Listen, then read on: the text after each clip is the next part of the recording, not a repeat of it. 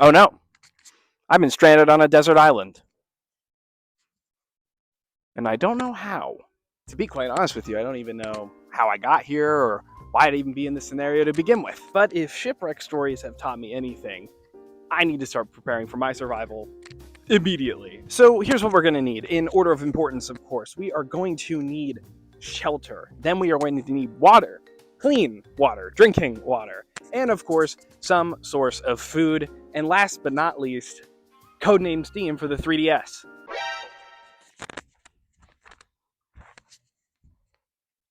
Kids find the darndest things. So it appears to me that not only have I washed up out here with 5 games of my choosing, but also all the means that I could possibly need to play them. God works in mysterious ways, doesn't he? So I think my current scenario, predicament, whatever you want to call it, kind of begs that age-old question between 23-year-old stoners who still live in their mother's basements. What video games should you bring with you if you're stranded on a desert island? And of course, just between you and me, there absolutely is a right answer. I almost fell in the hole there. How about I show you, okay? I'm gonna go over here now. Now, I have meticulously curated a list of requirements that the games that you are bringing need to follow in order to get your mind, body, and soul all in line with the ultimate goal here. We gotta get the fuck off this thing. But assuming that we get no help from outside sources, we're not gonna be able to do that in a day. We need the basic necessities, we need a plan of escape, and we also need to make sure we don't lose our minds while we're out here.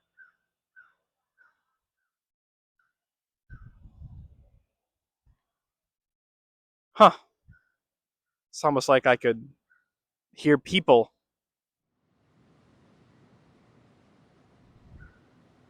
A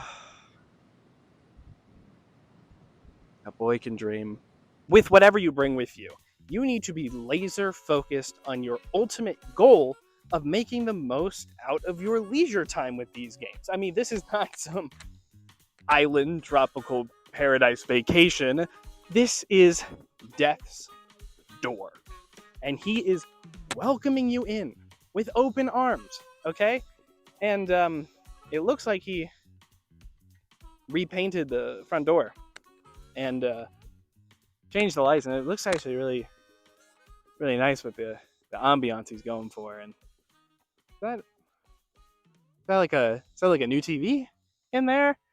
And oh well, he hung up some more photos of his kids. I should, I'll just take a, I'm just gonna, yeah. Hi, I'm still on the island, and you can tell that time has passed because my hair has grown. And I found a better microphone out here. And I lost my legs somewhere along the way. Oh god, oh fuck. But who cares, right? We are here for the important thing. That is video games. Now, what you are going to need the second that you land, those requirements, those are what we're going to go over first, and then we'll move into those more long-term goals that we can focus on a little later. Listen, if you've been stranded on an island like this all by yourself, you've got to figure out, well, what are you even gonna do? There's no instruction book out here on how to survive a shipwreck because it didn't make it with you off the boat. I guess next time just think about storing it with your video games, huh? So I think it's fitting that my very first requirement that your list needs to have is a game that helps you set your own goals. Open-ended games with no real objective, or games that just kind of let you do whatever you want to your heart's desire, will help you create structure. Sure, you could try to fight Nergigante with just the armor and weapons you've acquired through one run of each story monster,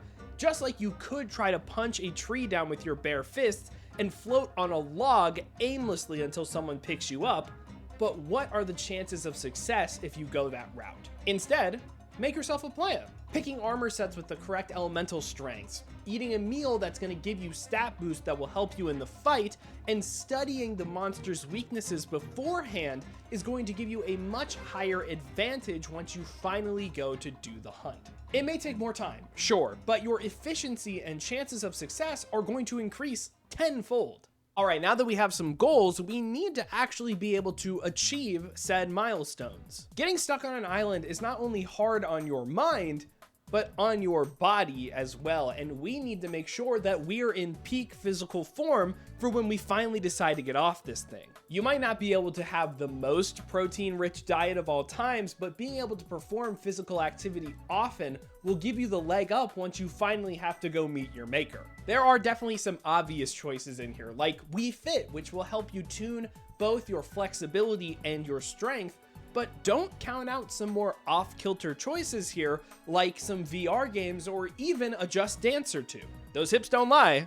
Cardio is cardio. Oh, fuck yeah, baby. Oh, yeah. Holy shit. I just white man danced on the internet. Fuck. Okay, now there are plenty of things that you need to do once you get on the island, like finding food and water or building a raft, but let me just tell you, you aren't going to get anywhere with any shady knots, okay? I've seen your knots. And the captain says they're bad, and you need to redo them before we set sail, okay?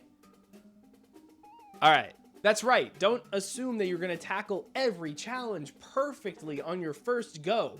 There's gotta be a little bit of trial and error here. What do you think happens when you spend weeks chopping food and preparing a shelter, and then all of a sudden it just collapses in on you? You probably die. Basically, what we need is a game that is strategically deep or mechanically rich, something that you can sink your teeth into to hone your craft and practice at a skill. Grinding out frame 1 links might seem a little futile in the moment, but once you finally hit one in match, I mean, oh my god. Assuming, of course, you've been practicing your active defense and your neutral, those are just as important, if not more. Grinding only combos is like the skipping leg day of fighting games, okay? Alternatively, I don't think it has to be a multiplayer game. There are plenty of sickos out there who grind out 16-star Mario 64 runs, and you know what? More power to them. That is great. You need to find a game with an incredibly high skill ceiling, one that you aren't going to easily reach, because the last thing we want here is complacency. Complacency being the #1 cause of loose, shitty knots and horrific ocean death. Also, side note, we should be practicing how to swim. Just putting it out there. Now, this is going to be a shocker to someone like my boss, per se, but you can't actually work 24/7. You need some rest and relaxation in order to build your strength back up. You might be on an island with a finite amount of wood and a complete uncertainty of what your future holds, but that doesn't mean you can't have a strong mental health and a good, healthy life. With that being said, you don't know how long you're going to be stuck out here, so it's important that you never run out of stuff to do.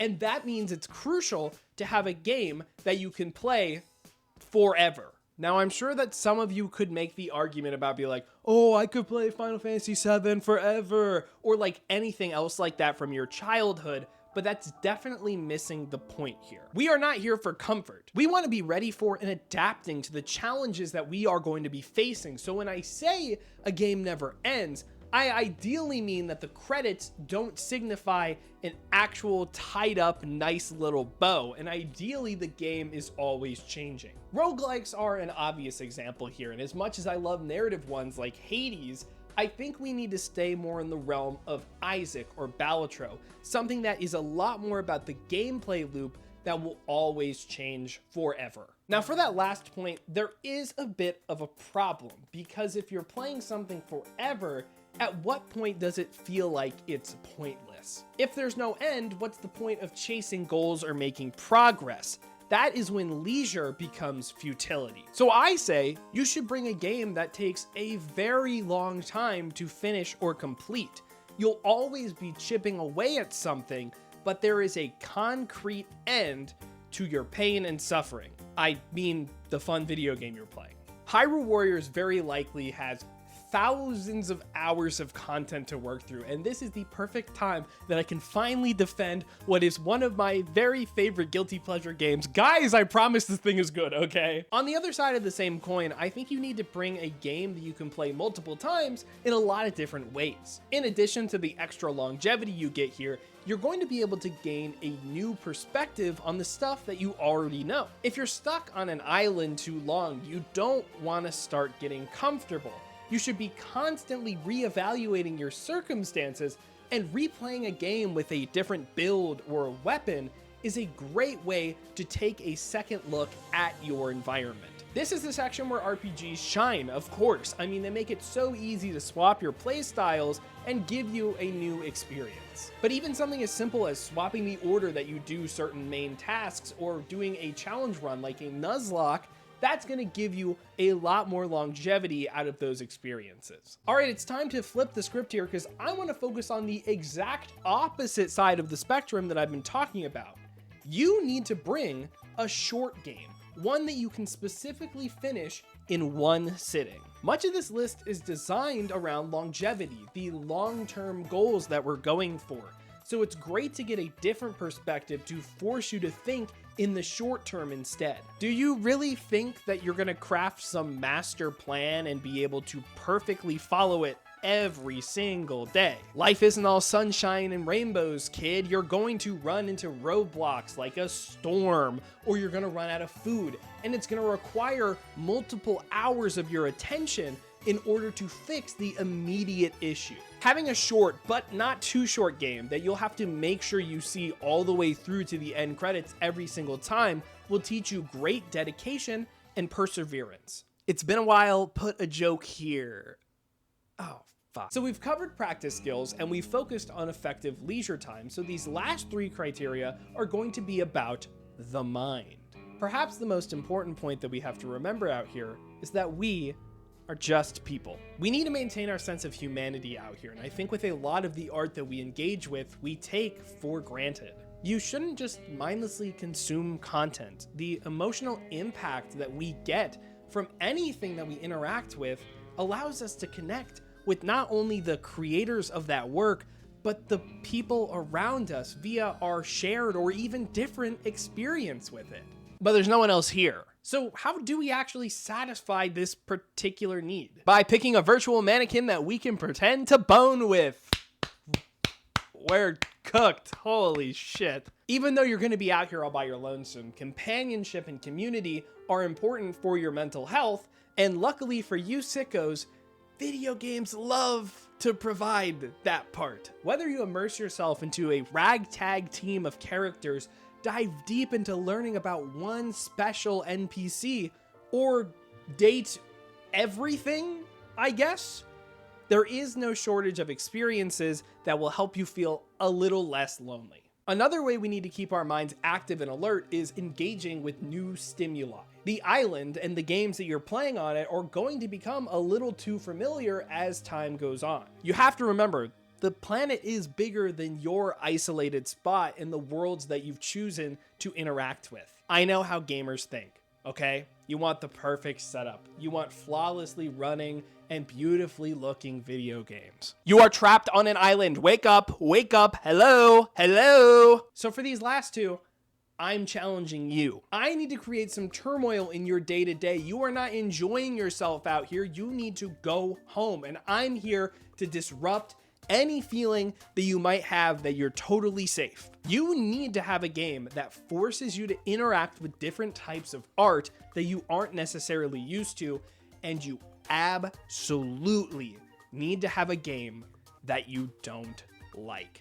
This won't apply to all of you, but there is a very vocal section of gamers who hate when their games try to be a little bit more like movies, or if the gameplay takes a backseat to maybe the visual or sound design. Normally, you could just not play those, avoid those, ridicule them online, but not today. You need to have a game that is primarily focused on another art form and specifically de-emphasizes the stuff that makes gaming unique. If you shit your pants because Sayonara Wild Hearts is effectively a playable album, it's time to roll up your sleeves, buddy, and start cleaning those jeans, because there's no avoiding this. And frankly, I think it's embarrassing that it's taken you so long to deal with this problem, because it's definitely been all of our problems, and we were just too nice to say anything about it at the time, okay, man? It's time to make a change here, okay? And finally, maybe this is the most controversial one I have on the list. You need to bring a game that you hate. And I don't mean a universally panned disaster like Gollum or something like that.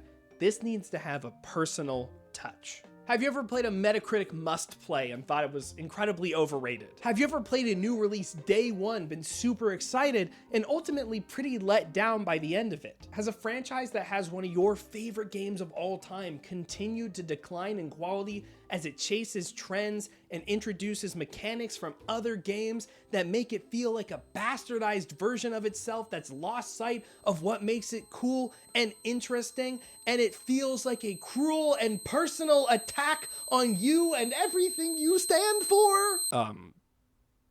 That's what I mean. That's what I'm talking about. Do you have to like this game by the end of your journey? Fuck no, man. But being trapped with something that makes your blood boil is, believe it or not, an incredibly effective way to confront challenge in your life. Do not forget, for the last time, I promise, you are not here just to play video games forever. You are here to, pardon my French, leave. If you are going to be the lucky one that survives that 1 in a billion miracle, it can't all just be for nothing. That's it. That's the list of requirements. But, some eagle-eyed viewers out there might be thinking to yourself, that was 10, but you said we were only allowed to have 5.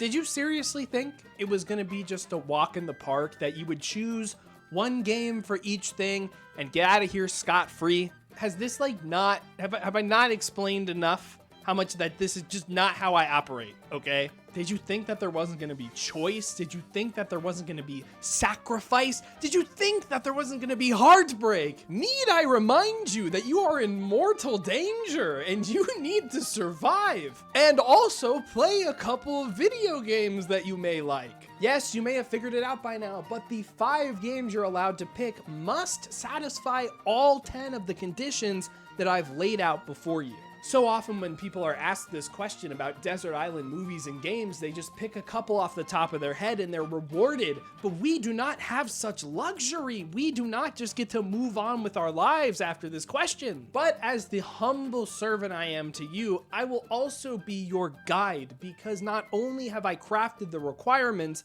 I have put together my personal list of the games that I would pick, and I will walk you through my thought process as we go through them. You're welcome.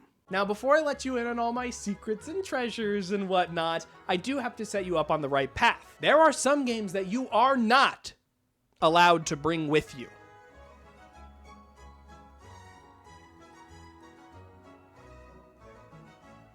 All of these are antithetical to my goal and also would hurt my feelings if you decided to go against my will.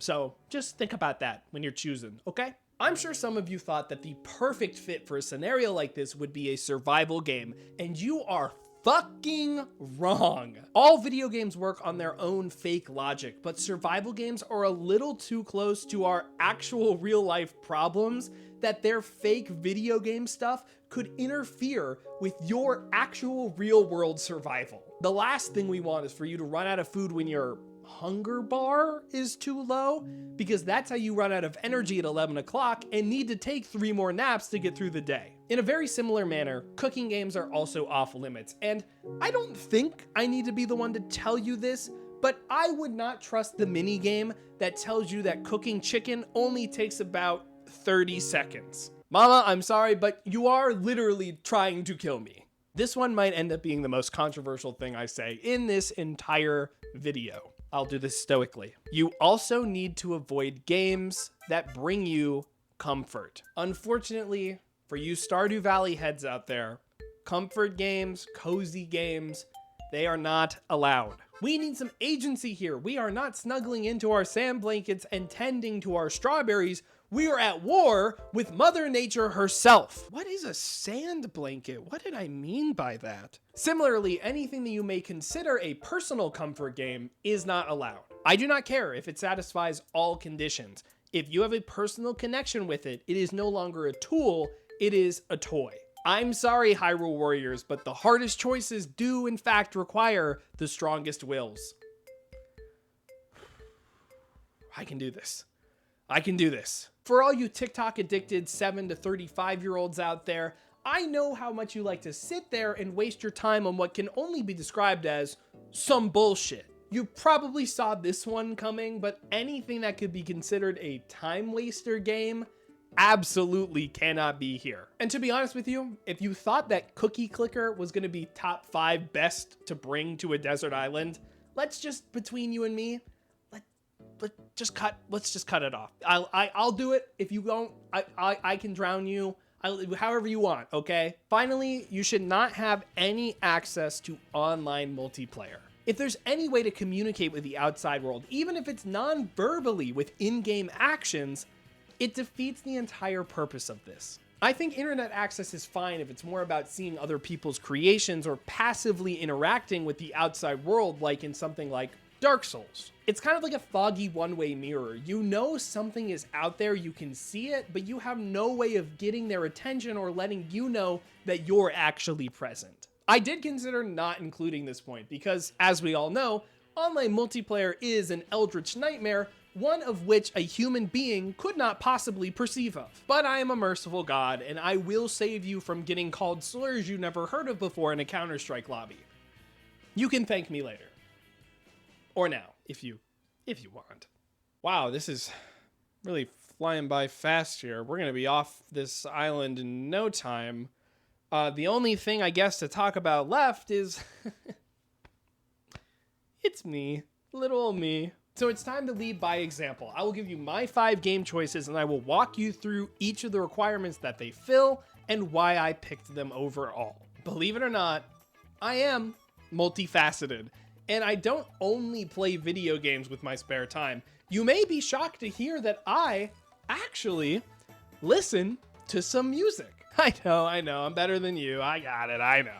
As much as I'd love to bring some album or some mix along, unfortunately, no one's discovered that technology yet when it comes to shipwrecks. Luckily, there is a game that lets you play literally any song that you could think of and still tackles like 30% of the requirements on my list. So this might be an oddball choice, but I am gonna go with Rocksmith. Listen, I can understand if you feel like this is cheating right off the bat because it's just kind of a more fun way to learn guitar, but when you really boil it down, it's just a video game that you play with a very different controller. A very hard to use and much harder to master controller because it really is a real fucking guitar.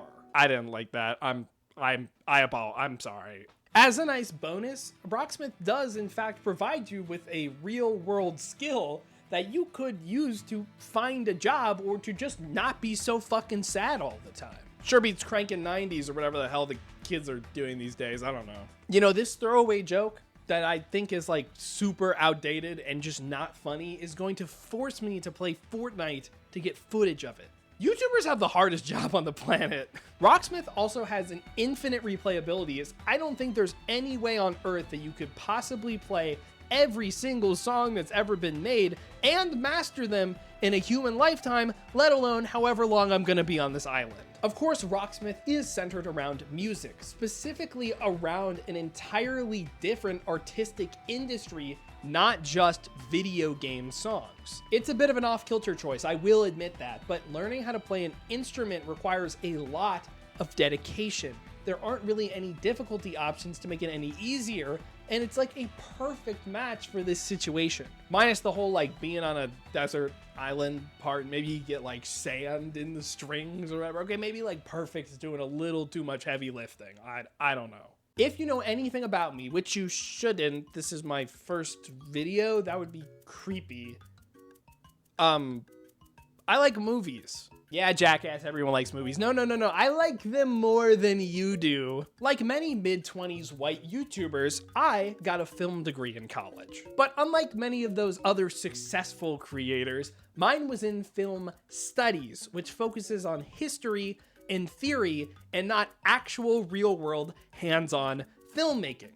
You know, the nerdiest way to be a douchebag. All of that to say, even though I love video games, a vast majority of them do not feel like they fully embrace the full visual language that they possibly could. I don't just mean art direction, I mean composition. I mean blocking, I mean framing, I mean the actual texture of what you're looking at. Sure, most games have this in mind, but I rarely feel like I witness an inspired choice that sells the mood or builds the game's theme in these specific departments. Immortality, on the other hand, is barely a game at all. The majority of the gameplay is watching snippets of 3 different fake movies and using its symbols and characters to solve a larger mystery about how the factual and fictional worlds collide. And this might come as a shock to you. I love this game. But make no mistake, this is not a comfort game for me. It has grotesque violence,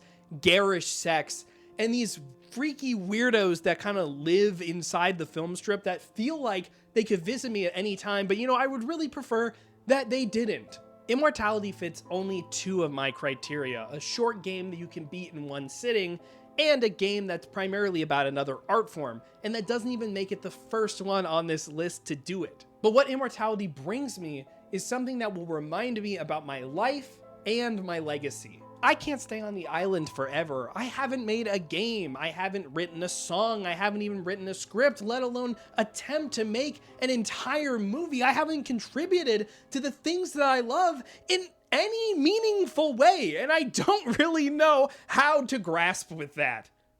Immortality is a reminder of the life that I am leaving behind if I don't get off this thing, or something like that. Don't really know what happened back there, but let's just get right back on track with our next game, of course, having to be Ring Fit Adventure. Get us back on track. Like running, because I picked the game where you run in place. Guys, you saw how that last segment ended. Can you please, I need this one. Okay, thank you. Okay, it wasn't really that funny. We can calm down, little kiss asses. Okay, let's get the obvious requirement about this one out of the way, right? I fucking hate this game. You know how everyone always tells you that exercise is great for you and it makes you feel really good and it brightens your day? Well, unfortunately, they are right. Until they aren't. See, exercising for like 5 to 6 days a week has been something I've told myself I'll do for years now. And every time I try to do it, I only get through about 5 or 6 weeks. Hi, script supervisor Lane here. So this was written actually a couple weeks ago. What? And we need to keep you up with the times. So how about you actually say please 6 don't make or me do this 7 bullshit weeks? from corporate. Listen, man. I know it doesn't make any sense. I'm not trying to step up your toes here, but I have a job to do. Okay, thank you. Okay, I'm gonna go. Bye, bye. See, exercising for a set amount of time for 6 or 7, I cannot do this. I already don't have a lot of time left out of my day when I get home from work, and you're telling me I have to take another hour or 2 just to make my body completely ache? Like, what are we smoking here? Plus, Ring Fit's campaign is level-based. That means if you fail a workout, you have to restart the level, which means doing the workouts that you've already planned for your day again, which is not what you want when you're planning to do certain things, because you will run out of energy so quickly by the time you get back to the part that you haven't done yet. And the super basic RPG mechanics that it has means that when I am working my ass off in the real world, I am just tickling this freakazoid of a monster. Failing in Ring Fit sucks. It feels like when you're in 2nd grade and your dad forces you to play football and then doesn't think you're putting in a lot of effort, so he threatens to ground you if you don't practice well enough at the next one, and you try your very hardest and put in as much effort as you possibly can, and you come off of that field completely exhausted after a whole day of school and doing a sport that you don't like, and he looks you up and down and he grounds you for 2 weeks. Well, you can't take my video games away from me on my island, Dad. All of that to say, I don't like this game very much, and I'm just going to have to learn how to live with that. Ring Fit is one of the only games that I can think of where the goal planning aspect has real world benefits for the situation that we are currently in. You have to plan your meals, you have to set good balanced exercise routines, and you have to drink a healthy amount of water. It even encourages you to take breaks and have leisure time, which is exactly what I've been saying this whole time. And even if you beat the campaign, your work will never be done because it encourages you to make your own daily routine and continue going forever. Yeah, I think that's it. I think I've covered all my bases with that one. Ring Fit was probably the most obvious choice out of every single game on this list, but it really is the vegetables of your gaming dinner. The difference is I actually like vegetables in the real world, but as my metaphorical gamer space, I will eat these ones begrudgingly. Oh my God, you also exercise. Okay, I know this next one is probably going to be a very popular pick on all of your lists, but it rounds out these last few requirements extremely well. I'm talking about Baldur's Gate 3. Being based off of a D&D campaign gives Baldur's Gate a really strong identity compared to the other games on this list. It's extremely long. One run takes about 100 hours, but you could spend way more in it if you fully explore what this game has to offer. Of course, you can't just do that with 1 or 2 or like 47 runs. This might just be the longest, most content-rich, replayable game that isn't actually infinite. And through all of your hundreds of runs, you are going to become very familiar with this band of mischiefs. Since you create your own character, you can actually insert yourself into this world. When you talk to Shadowheart, she isn't talking to your character, she's talking directly to you. Astarion is trying to drink your blood. What an honor! Baldur's Gate 3 is such a popular, well-loved, critically acclaimed video game and a perfect fit for this list that I really am considering not telling you one of the requirements that it fills for me. But on my little island, there is nowhere to hide, so I am just going to say it with my chest. I do not like D&D and I refunded this game after about an hour. Okay, listen. I just want to say, one, that this game really struggled on my PC to run, and two, I do not know anything about D&D, so instead of these systems feeling really organic and malleable, they felt extremely restrictive because the tutorial does not do a very good job telling you about every single little mechanic that starts mattering immediately. But Lane, you're always preaching about trying new stuff and seeing it to the end, even if you don't really like it at first. Yeah, but some of us actually don't have 150 hours to put towards one playthrough of a game that people tell you that you have to play multiple times. At least, I didn't have time before, and that's what the island is for. I can finally sit down, stay here forever, and play Baldur's Gate 3 over and over and over again to finally get it. I'll finally be able to relate to my peers, I'll finally be able to engage with internet discourse, and I'll finally understand why this game is so goddamn horny all the goddamn time. Wait, sorry. The point is to leave. It's not to stay here forever, it's to escape. That's what this whole long video is about. I mean, I feel like I'm really losing it out here. I think it's finally time to talk about my final game. Oh, wait. I checked all the requirements already. In fact, I did it with only 4 games. I mean, wow, that's great. I can get off this thing early. It's finally time to finish up this script and this video that I've been working on for way too long, months at this point, and get back to my real life, my 9 to 5 and my bills and my car problems and my depression. Well, I have one game left. I might as well talk about something else like, Codename Steam. I literally already have this one here with me. This game is actually, I have to admit something to you. I have only played this for like a couple of hours when I was a 14-year-old, and I don't actually know where this one fits. So we'll just add a new rule. Bring a game that you know nothing about so you can keep some sense of surprise in your life and be ready for it in case something surprises you, which will probably happen on a desert island. Sounds good to me. All right, there you go. That's 5. That's 5 big ones, big 5 smackaroos. That is time to leave now.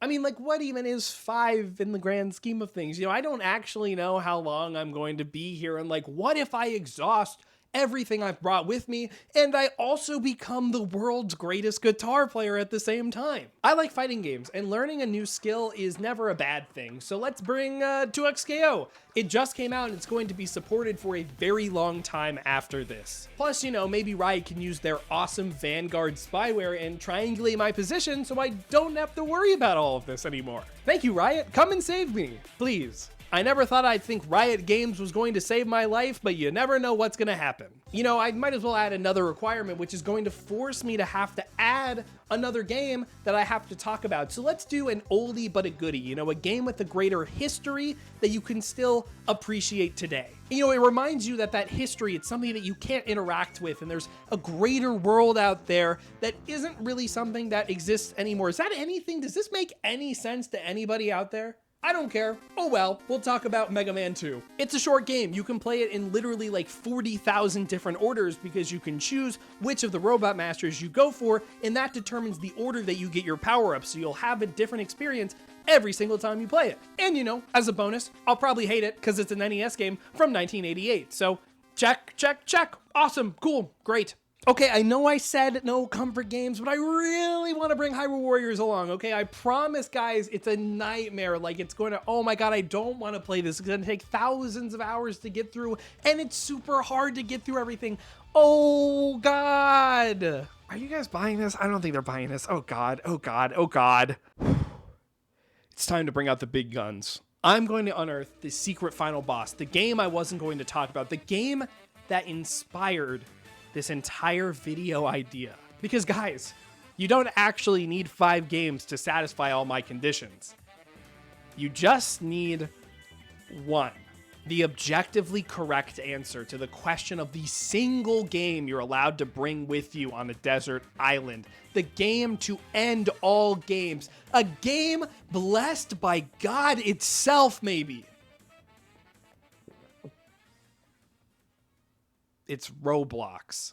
Roblox is a never-ending, user-generated gaming platform that absolutely covers every single base that I've talked about, and probably many more than I never even considered. Everything exists on Roblox. You will never be without everything you would possibly need right at your fingertips, and you can't ground me for having a friend download this on my computer again, Dad. This is the experience for someone who wants to see it all without the curiosity to actually engage or branch out. I know people my age that reminisce about their time on Roblox. Some of them even still play it to this day and hold it as a gold standard in their memory. Roblox is soulless. It is content. It sucks in would-be gaming enthusiasts and bombards them with lesser versions of the things that they want and condemns them to a world of advertising and microtransactions.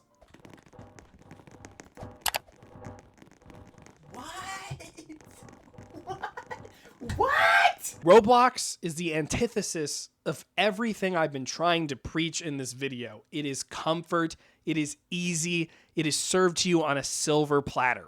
It is inescapable. It is singular. It is the island. Guys, I have to come clean for a second here.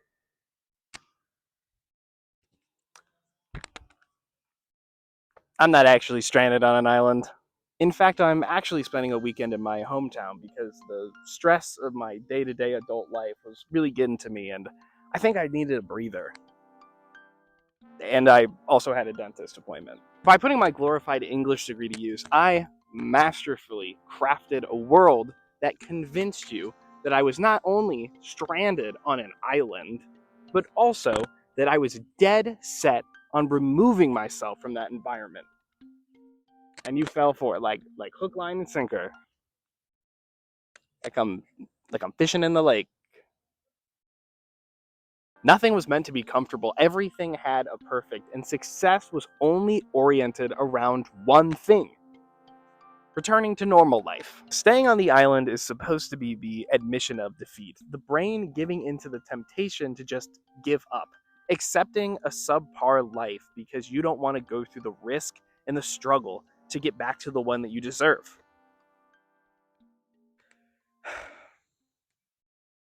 So why don't I want to leave? I should have filmed here first. They got like actual sand. It would have looked, god damn it. Throughout my gut-wrenching, heartbreaking, soul-crushing journey that I also played some video games that I liked on, I think I've changed as a person. I made improvements to my lifestyle in order to survive, but when I return home, what motivation is there for me to keep going? You know, there's a part of me that just wants to abandon all my responsibilities and live out here all by my lonesome, completely dissolved from the rest of the world. Unfortunately, isolation has always brought me a sense of comfort. This whole thought experiment I've basically used to justify myself a world where all I do is play video games and disappear into an endless abyss, never to be seen again, if I've ever been seen to begin with. Except I've thought about all this. The only way to tackle the endless dread of my situation was to get over the biggest fear I've ever had. Filming in public. I can't even write scripts in the comfort of my own home with other people in the vicinity. And here I am, washed up in my hometown, talking about video games by the lake. Every time I hit record, every time I planted a shot, every time I wrote something down before I even got out here, I had a snooty suburban white mom yelling at me about lowering the property value of the city in the back of my mind the entire time. It's impossible for me to evaporate into the doom and gloom when I am the weirdo everyone is looking at talk to himself, staring over this sorry excuse for a lake we have. I think it worked. Somebody just came by on a scooter and just said, man and a woman. And then I looked over and one of them was in a Spider-Man mask and they were, can you believe that this was once a tennis court? Life is full of difficulties that we'll never see coming. You'll never be prepared for everything. Unless you're Nathan Fielder. But you can absolutely practice proper fire safety when you're the one throwing yourself into the flame. Confronting challenge in your everyday life, whether it's starting a new exercise routine that's really hard, or watching a movie you might not like or understand, or standing in front of a bunch of kids who are wondering why the weird man is saying duck wrong, that is how we grow and we learn. I have been sitting on a bunch of scripts that I wrote for this channel, all of them potentially being the first one. But they've been so familiar. They've been so safe. You've seen a million video essays about video games. But have you ever seen a 24-year-old go jump into the woods pretending like he's supposed to be on an island that suspiciously looks like the southeastern United States? I don't think so. I haven't yet. To bring this all back to the world of video games, I have always been an advocate for playing and experiencing a bunch of different stuff, broadening your horizons, and really taking a chance on something you think you probably won't like. Over the past couple of years, I have started playing a bunch of stuff, particularly new releases, and I have found so many games that I love in genres that I hate, and also a lot of games that I hate in genres that I love. Something I've learned over the past couple of years of playing all this stuff is that even through the most challenging, through the worst games ever, I have not regretted playing a single one. Except High on Life. God, that game sucks. Holy shit. I am sure this video is not the perfect reflection of what I wanted it to be, and as I'm filming it, I already know it definitely isn't going to be. But the point is that I took the risk, I took the leap, and now I am learning in the process. I am becoming a more informed creator, I guess, because of all of this. So as I'm standing here on my desert island, I think my big conclusion is that I don't think I should be afraid of the water. I think I should be afraid of the shoreline. Thank you guys for watching. I'll see you on the next one, I guess.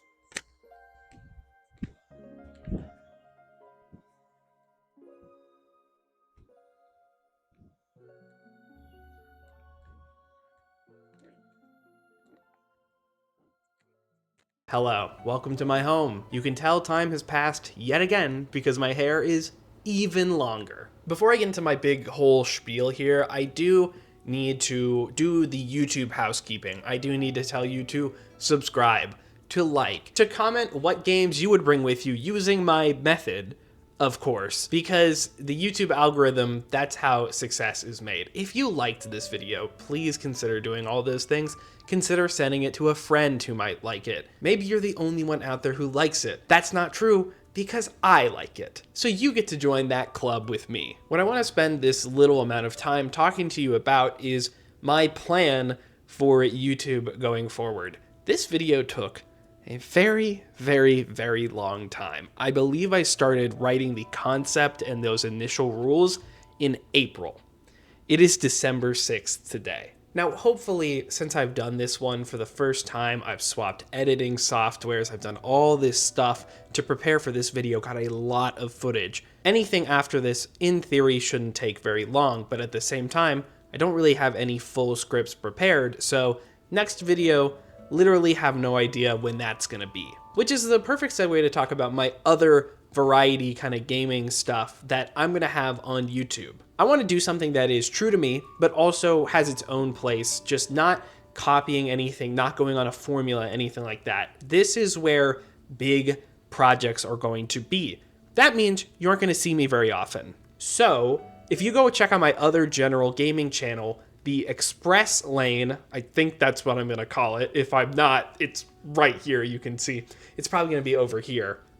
You know. That channel is going to have still topics that I find interesting. They're still going to be edited. It's not going to be like here, I'm just going to throw you stuff to have. Like, I still think it's going to have a point and stuff that I want to talk about, but it's going to be a little bit more laid back, get to know me a little better as like a person rather than just like an entity who does a YouTube video once every couple of months, you know? This video, if everything has gone correctly, should be coming out the day of or before the Game Awards. And the very first video, at least, that will be on that channel is me talking about my personal picks, but also just what I would have put in the nominees and like why I think certain things were nominated for the Game Awards. I have a couple of other things that I want to talk about. I really want to talk about Roblox again, because I shit you not, the 20 minutes that I spent getting footage for this video for that section mortified me beyond belief, to a point that I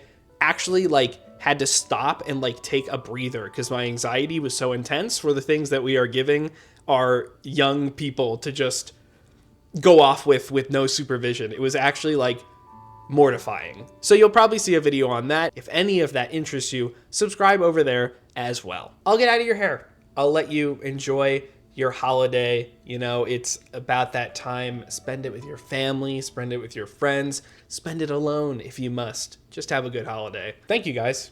I really, really appreciate it.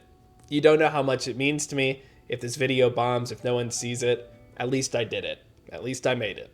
I appreciate it. Thank you so much. Have a good day.